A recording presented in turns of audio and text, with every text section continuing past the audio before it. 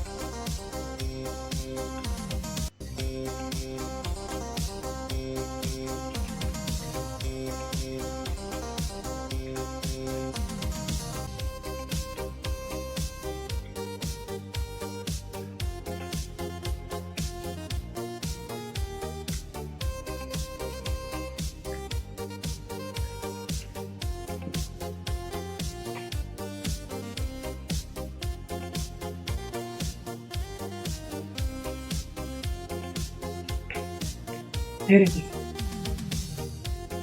For example, if I enter 0, for example, 0, then in that, factorial of 0 is 1, factorial of 0 is 1. The first one is, here it is. The second is, this is the itself.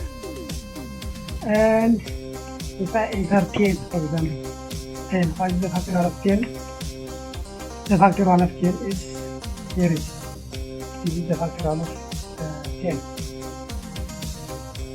So far, this is all about how to calculate the factorial of a given number using Python program, particularly using for loop. So until we meet by the next video, have a nice time.